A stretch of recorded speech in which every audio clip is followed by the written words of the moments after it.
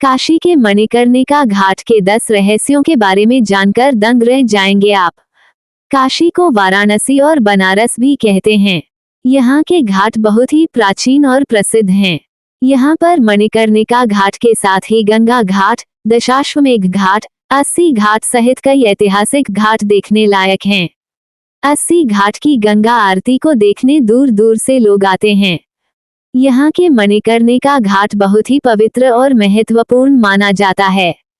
आओ जानते हैं इसके 10 रहस्य। 1. स्नान। यहाँ पर कार्तिक शुक्ल की चतुर्दशी अर्थात बैकुंठ चतुर्दशी और वैशाख माह में स्नान करने का खासा महत्व है। इस दिन घाट पर स्नान करने से हर तरह के पापों से मुक्ति मिल जाती। 2. शमशान घाट। गंगा नदी के तट पर यह एक शमशान घाट है जिसे तीर्थ की उपाधि प्राप्त है। कहते हैं यहाँ की चिता की आग कभी शांत नहीं होती है।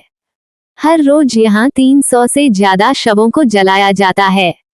यहाँ पर जिसकी भी अंतिम संस्कार होता है उसको सीधे मोक्ष मिलता है। इस घाट में 3000 साल से भी ज्यादा समय से ये कार्य होते आ रहा है। 3. वैश्याओं का नृत्य। मणिकर्णिका घाट में चैत्र नवरात्रि की अष्टमी के दिन वैश्याओं का विशेष नृत्य का कार्यक्रम होता है। कहते हैं कि ऐसा करने से उन्हें इस तरह के जीवन से मुक्ति मिलती है, साथ ही उन्हें इस बात का उम्मीद भी होता है कि अगले जन्म में वे वैश्या नहीं बनेंगी। 4. चिता की राख से होली। मणिकर्णिका घाट में फाल्गुन माह की एकादशी के दिन चिता की राख से होली खेली जाती है। कहते हैं इस दिन शिव के रूप विश्वनाथन बाबा अपनी पत्नी पार्वती जी का गौना कराकर अपने देश लौटे थे।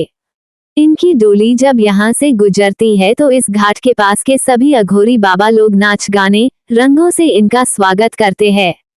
5. शक्तिपीठ है यहाँ पर। कहते हैं कि यहाँ पर माता सती के कान का कुंडल गिरे थे, इसलिए इसका नाम मणिकर्णिका है। यहाँ पर माता का शक्तिपीठ भी स्थापित है। 6. प्राचीन कुंड। ये भी कहा जाता है कि एक समय भगवान शिव हजारों वर्षों से योग निद्रा में थे, तब विष्णु जी ने अपने चक्र से एक कुंड को बनाया था जहां भगवान शिव ने तपस्या से उठने के बाद स्नान किया था और उस स्थान पर उनके कान का कुंडल खो गया था जो आज तक नहीं मिला। तभी से उस कुंड का नाम मणिकर्णिका घाट पड़ गया।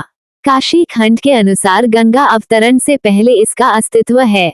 7. श्री हरि विष्णु ने किया था पहला स्नान। कहते हैं कि मणिकर्णिका घाट पर भगवान विष्णु ने सबसे पहले स्नान किया, इसीलिए वैकुंठ चौदस की रात के तीसरे प्रहर यहाँ पर स्नान करने से मुक्ति प्राप्त होती है।